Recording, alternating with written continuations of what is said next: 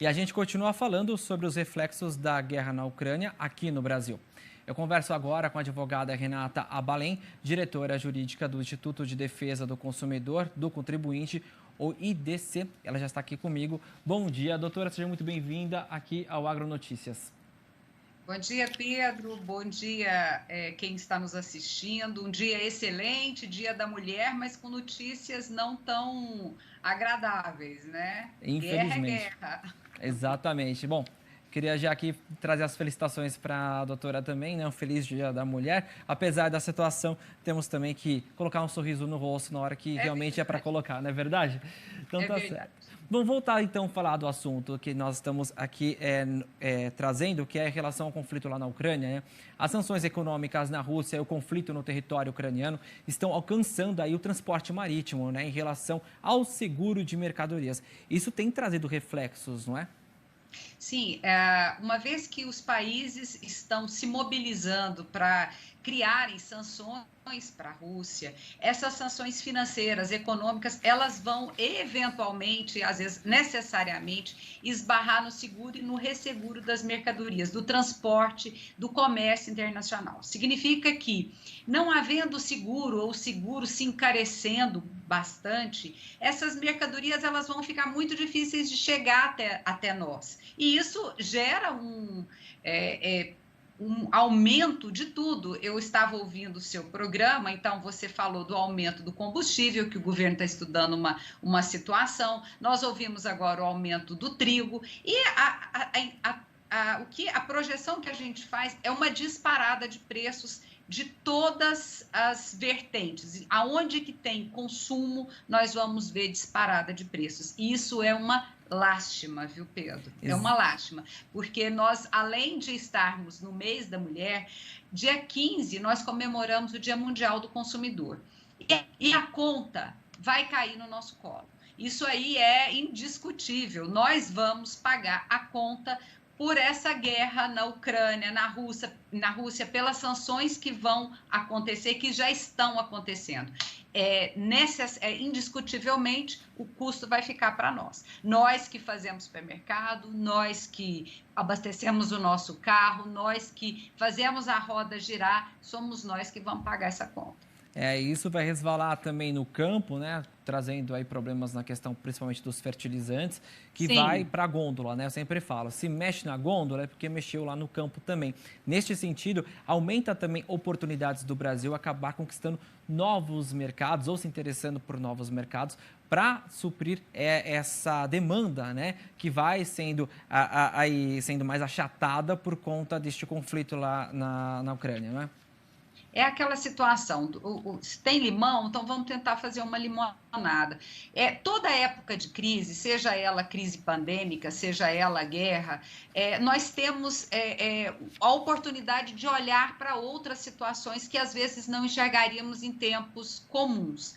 Então, é uma oportunidade de olhar outros mercados. Eu estava vendo também a sua entrevista anterior falando sobre as câmaras árabes, né? E é muito interessante, porque os países árabes, eles produzem fertilizantes com qualidade tão boa quanto a qualidade da Rússia. Eu não posso falar para você em termos de valores, mas eu acredito que nessa balança financeira aí, os valores são quase que idênticos. Então, é uma oportunidade do Brasil identificar novos mercados, identificar novos produtos e ir atrás desses produtos, que não sejam os produtos usuais, mas que possam estar fazendo com que o campo não pare, porque o que nós comemos vem de lá. Então, o que as nossas commodities, né, do campo, elas são gigantescas, elas são o que faz o nosso mercado, a nossa balança comercial estar nos patamares mundiais, é o campo. Então, é importante esse olhar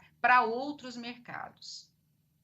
Geral, a população vai sentir esses reflexos, né? E até mesmo a gente pontuar questões de preços abusivos. porque a gente pode ter aí se deparar com, por exemplo, né, nós estamos num pico de safra, aumenta o frete, os caminhões estão aí cruzando as estradas Brasil afora, Brasil adentro, enfim, levando aí, dando sequência à safra brasileira. E isso nós estamos vendo um aumento expressivo do diesel, decorrência também já do petróleo, né, que já está sofrendo com as sanções lá no leste europeu. Qual é o cuidado para que nós não venhamos ter problemas em relação aos preços abusivos, uma vez que a gente já passou por isso no passado recente, logo lá no início da pandemia, que estava alto, o preço da máscara estava caro, o preço do álcool em gel? Você vê, né, Pedro, aquela situação foi uma situação bastante emblemática e a gente percebeu a educação do fornecedor brasileiro. Nós precisamos de ter uma educação para consumo e não é só o consumidor que tem que se educar, o fornecedor também tem que se educar. E aquilo ali, o que a gente viu foi uma falta de educação para consumo, foi uma falta de educação. Aquele aumento abusivo de uma hora para outra de álcool em gel, de máscaras, os órgãos de defesa do consumidor apreendendo máscaras, apreendendo álcool em gel, inclusive falsificados, álcool em gel escondidos para que os produtos esperassem o preço ficar mais caro. Então, nós precisamos nos educar para isso. Mas enquanto isso não acontece, o que o consumidor tem que fazer? Ele tem que prestar atenção.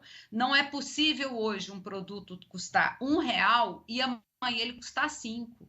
Então, quando houver essa disparidade sem razão, nós estamos vivendo um período de guerra, nós estamos vivendo um período em que nós vamos ter uma alta na inflação, mas não é absurdo, não é uma coisa que é ilógico. Então, o consumidor é o guarda. Hoje, o guarda do consumo é o consumidor. É o consumidor que, quando ele vê um preço abusivo, ele reclama, ele vai nos órgãos de defesa do consumidor, ele vai nas redes sociais, ele põe a boca no trombone. Por quê? Porque ele é quem está lá na ponta. A ponta é que sente e é a ponta que tem que noticiar. Quem descobre o mau fornecedor não são os órgãos de defesa do consumidor, é o próprio consumidor. Então, o consumidor tem que ficar atento para não permitir que situações como aquelas que nós vimos na pandemia, com álcool em gel e máscara, se repitam. E isso tende a acontecer enquanto nós não tivermos educação de fornecedor, educação de consumo para fornecedor. É muito importante.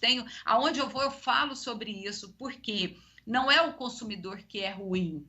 Não é só o consumidor que precisa ser educado a consumir o que é importante, ou o que é necessário, ou o que é imprescindível. É o fornecedor que tem que entender que a roda só gira com o consumidor pagando e comprando. Não adianta a sua precificação ser absurda, o seu preço alcançar a estratosfera, porque os órgãos de defesa do consumidor vão te autuar e com a denúncia do consumidor. Pedro, eu acho isso importantíssimo, por isso que eu estou batendo, eu estou sendo enfática nisso aí. A alta de preços, quem controla é o consumidor.